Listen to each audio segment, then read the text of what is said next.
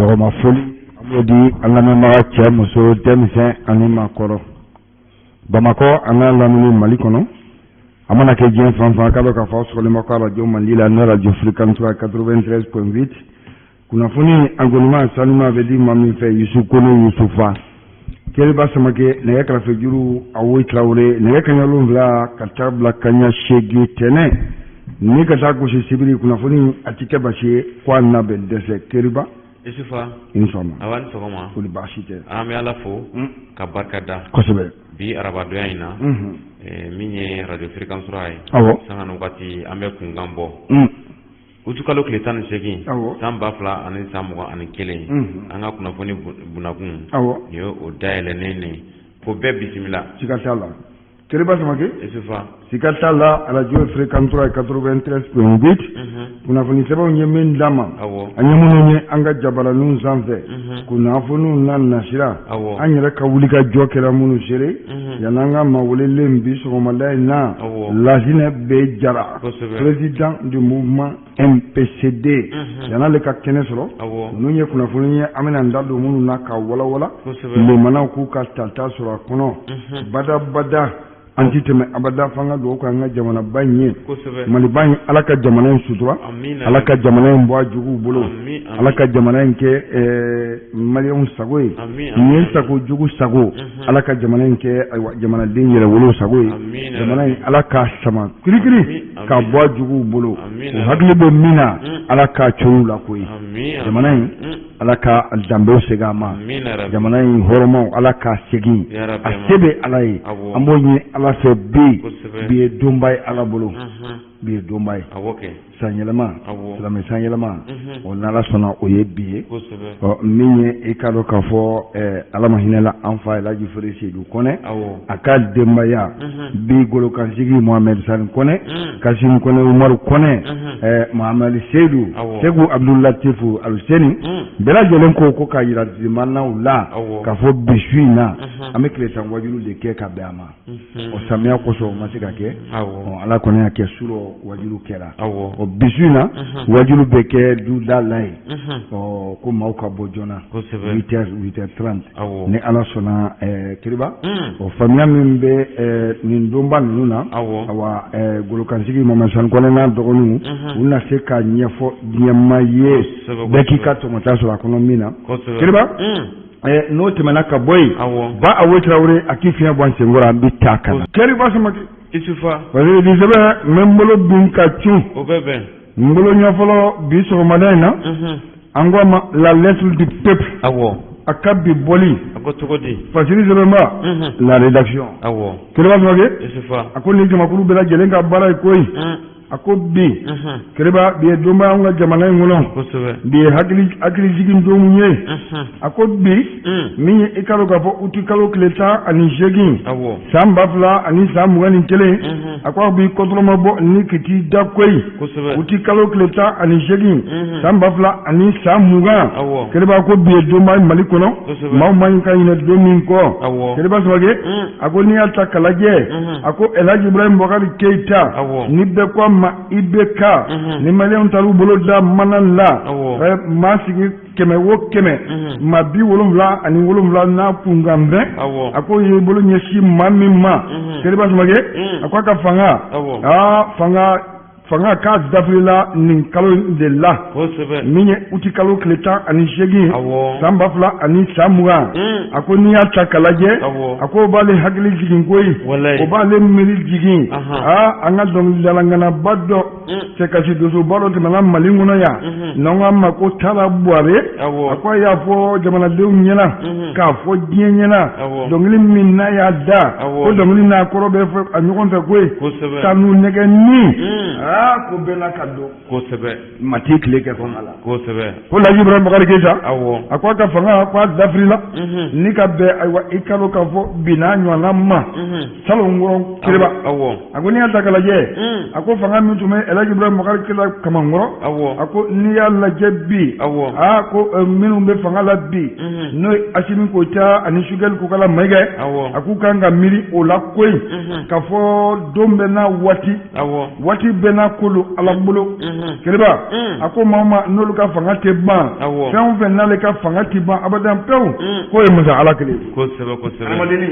sen fila a k'o ta bi ban koyi kosɛbɛ kosɛbɛ a ko n'i y'a ta k'a lajɛ a ko min ye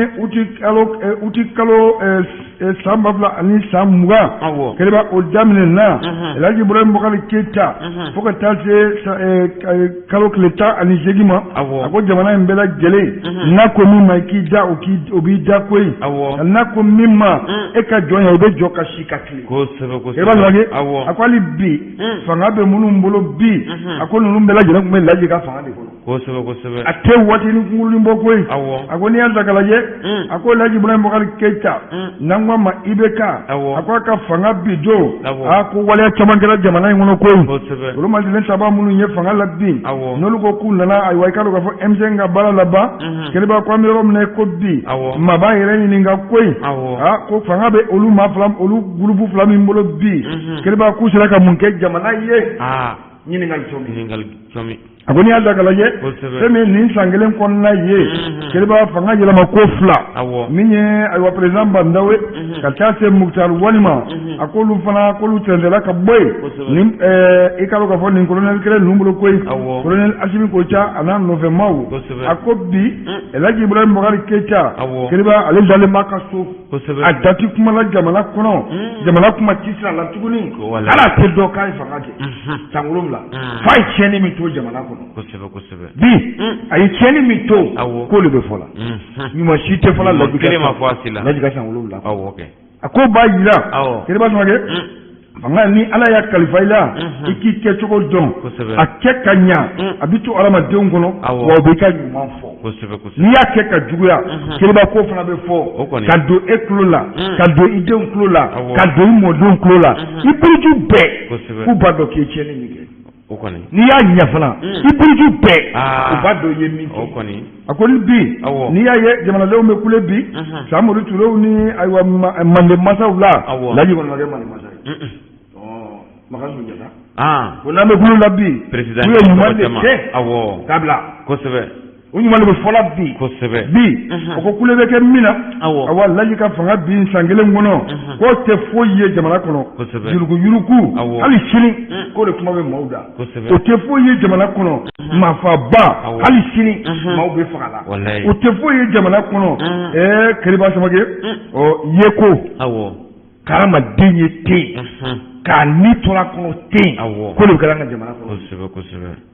o bɛɛ kɛra Elhaji ka fanga de fo k'a se bi ma a ko nin ye waleya ye waleya min bi malikura min n'a hamina bɛ maliyɛn bɛɛ lajɛlen na bi kɛlɛba ko o bɛ na cogo min ayiwa ko ka a lajɛ ji ɲɛma jɔlen na koyi a kana ni maliyɛn bɛɛ ka jamanayaa ye koyi a kana ni maliyɛn bɛɛ lajɛlen ka fɛla koyi a ko n'o kɛra jamana a bɛ taa taabolo kan a ko n'i y'a ta k'a lajɛ kɛlɛba sanu nɛgɛnin a ko maliyɛnw kana ɲinɛ kɔ koyi dɔnkili kɔrɔmaba don wa a bɛ maaw hakili jigin a ko bi ko Amadu Tumani Ture Général Musa Traoré k'o bɛ min ko dugu wallahi ils sont tous là kosɛbɛ olu ye fangabaw kɛ jamana in kɔnɔ o kɛra ka jamana mara san 10 san 20 ni kɔ k'olu bɛ jamana kɔnɔ bi o tuma Asimi Koita Sogɛli Kukala Mayiga bi jamana b'olu minnu bolo u k'a dɔn ko fɛn min don ka kalifa olu la k'a bɛ ban koyi tôt ou tard a bɛ ban a ka ban u ka baara kɛ jamanadenw mago bɛ baara min na nin waati in na n'o ye transition kɔnɔna ye ka se ka kɛ lafiya la ka kɛ ka jamana lakana kɛlɛba k'olu sabati a ko jamanadenw mago b'o la bi koyi kulikule min bɛ yen bi a ko sanu nɛgɛnin tɛ nin ko fɔ koyi ka wuli ka kule fan bɛɛ k'o tɛ koyi kɛwale an mago b'o la Fajiri an y'a sama ni ka bɔ la lettre du peuple kɔnɔ a ka bi bɔli la rédaction an bɛ taa Isufa kunnafoni di gafe min bɛ n bolokɔrɔ bi ale tɔgɔ ye ko aujourd'hui koli ale ye kunnafoni di gafe min bɛ bɔ dɔgɔkun ni dɔgɔkun Isufa a kumana gindo bɔrɔtɔ de kan yan koyi gindo bɔrɔtɔ min ni Kasum Tera ale ye a fasiri kɛbaga ye a y'a yira k'a fɔ ko nin ye gindo bɔrɔtɔ ye gindo bɔrɔtɔ min a kɛra cakɛda kɔnɔ cakɛda min ni ale tɔgɔ ye ko AER AER o ye jumɛn ye nansarakan na ko agence des énergies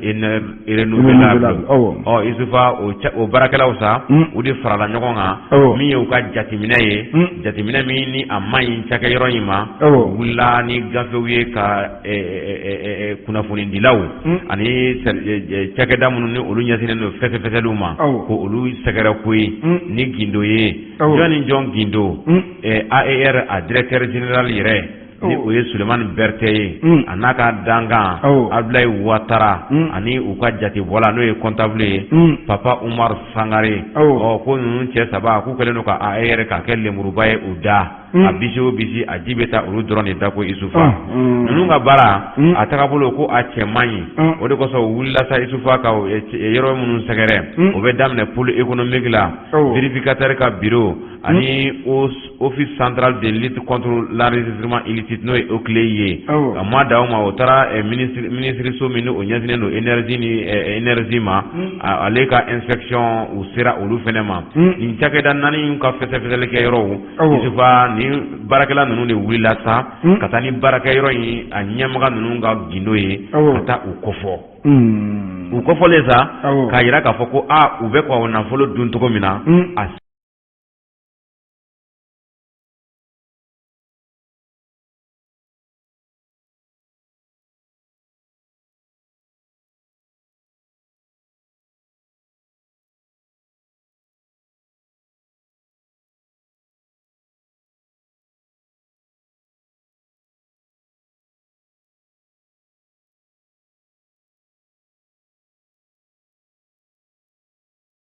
Seria bo olu bolo wa seria jɛlen don Sulemani Berete Abdoulaye Ouattara ale ni Papa Umar Sangare ninnu ye ɲɛmaa ye n'olu bɛ AER de kunna sa ni u kɛlen don ka baara minnu kɛ a mɛnna n'a bɛ wele ko baara cɛjugu nafolo yɛrɛ a kasabi Isufa ko ninnu bugulen don a da de o kan de koyi u bɛ ka tilaw ni ɲɔgɔn cɛ cogo min na u bɛ ka tilaw ni ɲɔgɔn cɛ ten laseliw yɛrɛ kɔnɔna la u y'a yira k'a fɔ ko Isufa ko gafe fɛn fɛn dira fɛsɛfɛsɛlikɛ yɔrɔ ninnu ma ko olu ye kopiw ye ko n'o tɛ papier jɛlenw yɛrɛ bɛ u bolo min b'a yira k'a fɔ ko u ka baara si man ɲi o baara kun fɔlɔ ye jumɛn ye ko u ye baara dɔw kɛra Gawo mara kɔnɔna la CICR tɔgɔ la ale ni PNUD tɔgɔ la ko o kɛra kasabi ko dan ye dɛ nka nin baara ninnu Isufa ko a wari kelen ka a mala don AER kɔnɔ koyi ka sababuya kɛ AER yɛrɛ ko k'a ta daminɛ Berete sigidon ka bila bila ko AER yɛrɛ ko compte t'a bolo banque la wa ni baara o baara ni u taara kɛ chèque de bɛ kɛ Berete yɛrɛ tɔgɔ la walima a ka dangan walima comptable yɛrɛ tɔgɔ la wari ni a kɛra olu tɔgɔ la sa a tɛ don caisse kɔnɔ ko AER kɔni a bɛ nima karan na ka sababuya kɛ olu baarakɛlaw kɔni bɛ yen wari tɛ ka don olu kun wa a tɛ ka taa trésor public fɛnɛ kɔnɔ baaraw dun bɛ ka kɛ cogo min na a bɛ ka kɛ ten tɔ min ye ka chèque kɛ ka taa di baarakɛla yɛrɛ ma Isufa ko baarakɛla olu de wulikun ye nin ye koyi walasa danga kari nin ko fasugu la ka sababu kɛ nin cɛ saba in o kɔfɔlen de filɛ nin ye wa ko ni u nɔ bɛ minɛ u nɔ ka minɛ n'u nɔ tɛ minɛ olu kɔni ye tiɲɛ k'a fɔ u ka nin ɲɛ Isufa nin ye kunnafoni ye sa kunnafoni min ni a sɛbɛkɔrɔ fɔra baarakɛlaw kɔni wulilen don k'u jɔ u jɔyɔrɔ la hali ko u taara mission dɔ la kɔsana in na o mission in ale taara kɛ Moti mara la ko mission in ko a kɛra mugu ko dan ye dɛ nka mission in ko u ma taa sɛbɛnw bɔra ka wariw bɔ ka wariw sɔrɔ nka a wariw u ma taa yɔrɔ si walayi u y'a wari dun wari min kan ka sɔrɔ ko fɛnɛ kɔnɔna la a wariw fɛnɛ dir'u ma wa k'a kelen ma don kɛsu la wa banque tɛ AER yɛrɛ tɔgɔ la an bɛ don min na i ko bi k'olu kɔni ka wuli ka jɔ ye nin ye ka ninnu kɔfɔ ko ye ka sababu kɛ nin cɛ saba in u bɛ dunni minɛ ko fɔ dangakara la koyi Kasim Tera ale ka laseli nin ka bɔ aujourd'hui a ka bi bɔlen kɔnɔ Kiriba Isufa pôle économique olu kan ka wuli ka nin baara sugu de kɛlɛ kosɛbɛ n'a ma ɲa k'an bɛ Mali kura ko fɔ an da la don o don nin n'a waleya kosɛbɛ kan ka bɔ jamana kɔnɔ comment ça veut dire que nin AER kuran maralaw tɛ wa o don minnu bɛ kuran di la jamana région kosɛbɛ énergie solaire ka sira énergie solaire kɔni nin nafoloba di n'i taara ninnu ka kuran jenta lajɛ kɛɲɛba n'a laminiw la i bɛ masa segin a la ma kuran min bena analemba jona 18h 20h a bɛ tigɛ minuit mais kiriba u bɛ min sara la kuran na a ka bon hakili ma parce que u mago b'a la sufɛ kuran barakɛla bɛɛ pastori wo soudeur wo moto pirekolela wo bɛɛ de bɛ wuli k'i jɔ sufɛ baara de bɛ yen koyi kuran kɔsɔn a partir fana a ka bon hakili ma o nafolo bɛ taa min ma kelen de bɛ to k'a ka compte kɔnɔ k'o signé ko jamana ka bɔ yɔrɔ la Mali kura nin bɛɛ de kan ka fɛsɛ ko l'économie ka baara de ye ka wuli k'u jɔ ninnu la kosɛbɛ Jumakɛ Babu ɲana parce que ni sɛmɛ an bɛ to a kɔnɔ koyi la lettre du peuple a ka bi bɔli Fadili Jabemba Musa Kone n balimakɛ Kiriba a y'i sɔnni da kan a y'i ɲɛsin a ma koyi la loi d'amnistie min ye kalo k'a fɔ an ka golo masilen sabaw ye minnu ye fanga sirangi Elhaji Ibrahim Boubacar Keita bolo y'a dɔn an ka jamana kɔnɔ fanga sirangi Kiriba ayiwa kalo k'a fɔ a n'a kɔlɔlɔ don koyi a ko min ye loi d'amnistie ye n'o ma gosi joona i kalo k'a fɔ foyi tɛ ninnu ni kasobonba jɛ fanga sirangilaw foyi t'u n'a jɛ a ko bi fɛn min ye k'a dɔn k'a fɔ o sariya kisɛ min ni jamana sariyasunba n'a kan k'a ta awa i k'a dɔn k'a fɔ CNT bolo Keriba Samake kini yasa k'a lajɛ parce que président ko a ko a bɛ waati jan bɔ bi a ko gɛlɛya donnen don i k'a dɔn k'a fɔ golo masilen saba minnu ye fanga sarangi ka bɔ Elhaji Ibrahim Boubacar Keita bolo ka ban ka fanga sarangi ka bɔ i k'a dɔn k'a fɔ colonel Bandaw bolo ani a tɔgɔ ye di Mutaru Wani a ko an bɛ yɔrɔ min na ko bi a ko Choguel Kokala Mayiga a k'u tɛ file kelen fiyɛ la tuguni koyi a ko min ye colonel ye Keriba Samake a ko i k'a dɔn k'a fɔ olu ye waleya min kɛ u b'a dɔn cigi k'a fɔ ni loi d'amnistie ma ta Keriba kun ni kasobonba k'a man jan koyi a ko mun bɛ ka nin mɛn bi fɛn min ye Choguel Kokala Mayiga ye Keriba ko n'i y'a ta k'a lajɛ a ko min ye i k'a dɔn k'a fɔ golo masilen sabaw kɔkɔrɔlonbaw ye n'o ye média kɔnɔnaw ni ayiwa Nafika bugu ni journaliw ye a ko bɛɛ wulila k'i jɔ k'i da gbanga Choguel Kokala Mayiga la koyi a ko n'i y'a ta k'a lajɛ a ko nin ko a sumaya yɔrɔ k'a ye Choguel Kokala Mayiga ko don koyi kɔrɔ wɛrɛ t'a la koyi Keriba Samake a ko n'i y'a ta k'a lajɛ Choguel a n'a ka fɛɛrɛ don koyi nin mana voter jona min ye ayiwa golo masilen tabaw ye ayiwa olu dajigin ko taa ayiwa min ye transition ye dati minnu fɔra la an b'olu respecté a ko i ka dɔn k'a fɔ o dati respecté kumaba ninnu a k'o tɛ Choguel fɛla ye koyi sabula Choguel Kokala Mayiga Keriba Samake a ko ale kumana ayiwa i ka dɔn k'a fɔ a n'a ka fɛɛrɛw don koyi a n'a ka planw don Choguel Kokala Mayiga i ka dɔn k'a fɔ min ye ayiwa nin loi d'amnistie ye Keriba n'ale ma voté ayiwa CNT fɛ ko golo masilen tabaw bɛ se k'u ka walan tɛmɛ o cogo la wa bɛɛ n'a ka fɛɛrɛ kosɛbɛ Keriba loi d'amnistie ma voté n'aw ye élection kɛ ka taa aw da an b'aw bɛɛ ta k'aw da sabula jamana sariya don a y'a sɔsɔ le coup d'état a man ka kɛ n'i y'a kɛ i ye jamana janfa n'i y'a kɛ i ye jamanadenw janfa n'i y'a kɛ i ni ɲangini ka kan aw dun y'a kɛ fo fila san kelen kɔnɔ o loi d'amnistie n'o mɛnna ka na i ka dɔn k'a fɔ élection ko kuma bɛ yen an bɛ kuma kuma la nin ko bɛ dugu ma koyi parce que ko a ko cogo di a ko min ye Choguel Kokala Mayiga Keriba Samake e ko ale fana ka ayiwa i ka dɔn k'a fɔ bere t'a bolo ye wa tango ma voté tango ma voté très gentiment ayi kɔni parce que Keriba i ka dɔn k'a fɔ élection tɛ yen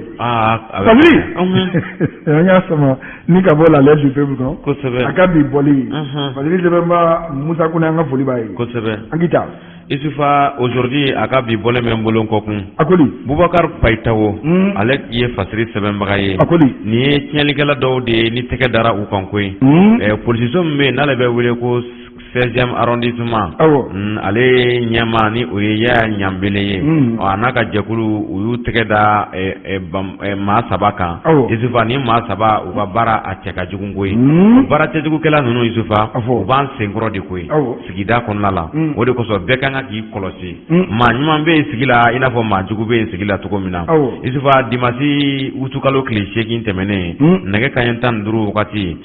min ye Yaya Ɲanbele 16e arrondissement ɲɛma ɲɛma a n'a ka jɛkulu ka wulikajɔ kɔnɔna la ka kɛɲɛ ni kɔfɔli dɔw ye u y'a yira k'a fɔ ko u taar'u bolo da kamalen cɛ damadɔ kan Isufa minnu ka baara ye masibafɛnw feereli ye marifaw ani a nukanfɛnw Isufa ninnu ma fila ninnu minɛlen fɔlɔ maa fɔlɔ fila minnu minɛna u fɛ Isufa u taara u ye busamisɛnnin guyan olu la kosɛbɛ n'o ye ɲininkali busamisɛnnin ye fɔlɔ ni o ye NB ye NB ale ka ɲininkali kɔnɔna la ale y'a yira k'a fɔ ko tiɲɛ yɛrɛ la ale ka baara ye kɛlɛkɛminɛnw sanni ye ka taa n'a ye ka taa a jɛnsɛn jamana in a fan wɛrɛw fɛ ni o y'an ka jamana yɛrɛ camancɛ yɔrɔ ye koyi Isufa ale ka kuma y'a yira k'a fɔ ale ni cɛ maa fila fɔlɔ min minɛlen don kelen y'a yira k'a fɔ ko ale de b'a sanni kɛ filanan fɛ sanni laban ko a nana marifa min san ACD bolo ND marifa min san ACD bolo ko bɛ taa fɔ marifa kuru 15 bɔ ɲɔgɔn ko la ale y'u sansa ka i kunda n'o ye ka taa di jɛkulu ma jɛkulu minnu ni olu fana kɛlen don k'u hakili to u yɛrɛ la n'o ye ko groupe d'autodéfense ye k'ale yɛrɛ bɛ o jɛkulu kɔnɔ ko sanga ni waati olu mago bɛ marifaw la ka u yɛrɛ lakana ni o ye bamanan marifa wa marifa ye ko mitrailleur sole mitrailleur o fana bɛ feere ten Isufa marifaw yɛrɛ b'a la minnu tɔgɔw ka gɛlɛn wa minnu fana fanga ka bon minnu ni olu ye marifa ye ni olu yɛrɛ sɔrɔ man di u ka kuma lase kɔnɔ u y'a yira ka fɔ ko olu ni groupe jɛkulu caman bɛ ɲɔgɔn bolo koyi hali an ka banbaganciw ba minnu bɛ yen Isufa ko u n'olu caman bolo bɛ ɲɔgɔn bolo n'an b'olu wele ko jihadisiw u n'olu caman bolo bɛ ɲɔgɔn bolo ko u n'olu bɛ fara ɲɔgɔn kan tuma dɔ la ka sira tigɛ mɔgɔw la k'u ka fɛnw minɛ u la ka sira tigɛ hali an ka golo masirilen tabaw la u bɛ se ka min kɛ u b'o kɛ Isufa u y'a yira ka fɔ olu ka ni marifa san ninnu siratigɛ kɔnɔna la ko hali u b'a san an ka golo masirilen taba dɔw fɛ an ka golo masirilen taba dɔw bɛ Sevare u tun b'a fɛ k'u tɔgɔ fɛ koyi ko dɔw bɛ Bamakɔ ko olu yɛrɛ de bɛ marifa ninnu ɲini ka feere olu ma marifa dɔw bɛ u cɛla Isufa ko minnu kelen sɔngɔ bɛ taa $3,500,000 ko o bɛ sɔrɔ an yɛrɛ ka golo masirilen tabaw bolo n'a bɛ fɔ o ma ko fusil mitrailleur ko olu ye marifa ye minnu sɔngɔ ka gɛlɛn kosɛbɛ o mana bɔ yen sa Isufa ninnu kɔni u ɲininkalen sa u kɔni u bɛ ka don gindo kɔnɔ ka don a kɔnɔ kuma kuncɛ kuma la an ka golo masirilen tabaw minnu ni u ye jɛɲɔgɔnma ye Isufa olu kɔni tɛgɛ na da olu kan ka sababu kɛ k'olu to ka nin waleyaw fana kɛ dan tɛ se ka kari bɛnbaganciya wale la an ka jamana in kɔnɔ koyi ko kɔni taara bila fɔ commune 1 tribunal la sa a ko bɛ yen yanni ka a ko tɔw fɛsɛfɛsɛ n y'a fɔ cogo min na Abubakar Payitaho ale ka laseli don ka bɔ aujourd'hui a ka voilà Payitaho an b'a fo Keriba ka nin to jamana kɔnɔ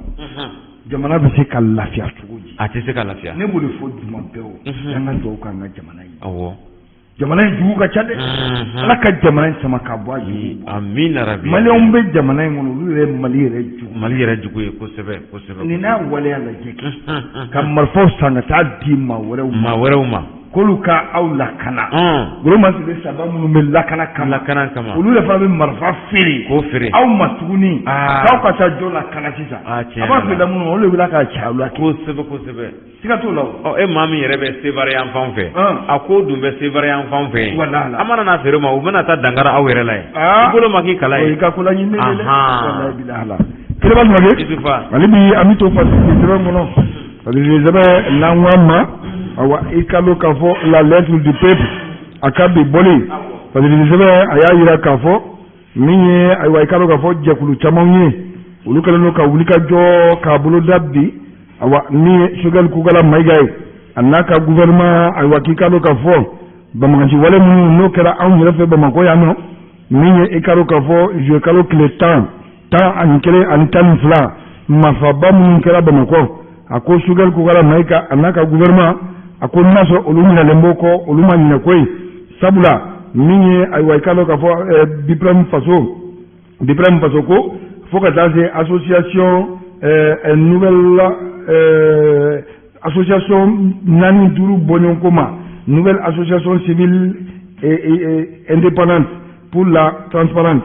ani association malienne de lutte contre la corruption et la délinquance financière fo ka taa se a ka i ka dɔn k'a fɔ Front populaire des jeunes du Mali, à Katase, réseau national de lutte contre la corruption au Mali, Agir pour Cameroun, Métation, Kiribasmage, à quoi nous nous a couillé la Nimikakoui, la Nimin Nouyake, Ode Kalo Kafo, Awalu Tama Buluda, Tama Mi, Awanuba Fekake, Jumalo Nata, Tama Indore Chalakui, Kasogel Kukala Mega, Anaka gouvernement, Kuhakila Jigi, Kafo Mafamunga Anga Jamanakono, je calcule les 30 ans, Anikele Antan Fla, Keleba quoi, ça reste pas un penny. Oni Sugali Nina, Oluma Nina, Kokoi, Akomi, Ikalo Kafo, Bibrem Fasoko, Anam Nove Groupe Nunye, Keleba Kou, Cherike de la Benkoy, Cherike, oui,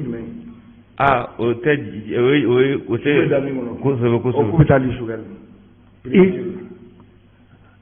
ah, kilo ngale akuye serge la benkoy mafala ko o be jab sube dam mingono de serge yo ko le be labbe ka bama ko traverser naye ka tanay primature la ka tal do sugal ko gola may ka bulo ma famu ngranga jamana kono e be yila ko tuji kene sibi la et to récita au dabi élection ma somba pulo be kana et jamana kufu ka élection de ke ka fanga ju uluma kereba no mage isufa ale jebe ko akoni anda kalaje akoni mun sebe utai koi sebe uyo boko binka ba ni ko ci ay way kalo ka fo commune droit ale mari ma koi madame njire madame njalo ako sebe kira ma ka fo akal labe mela jelen sabati koi minye ni wale ya ye jumado utikalo kle muga kereba ko ka labe sabati oluka chama awa chama abike ikalo ka fo ka bo boulevard la ni ki kunda primature kan koy serge de bu bolo jumanata serge siningene kata tegu premier ministre la agoni anda galaye agomi ni tamaye awedam ne dealer wati sen do pabla sulu bu ngata dama koy sen ko da se keller wati ma kata serge kata déposer awa sogal kugala maiga ye awa mafamu ngranga jamana kono sogali kugala maiga kanani na ko koy awa ko yi kaka barake bimina ni agla jigi ko sebe jugement ko juge kaka barake bimina elun tay tante ka boka se ka ko sebe serge bitadima adumba be kalama ale retumunye les 10 points kero doge fami nya sama ni ka bola le se ko sebe akabi boli kereba anga ma wole ne kene soro awo bi fiya bo andi wala me la ba usabati ko sebe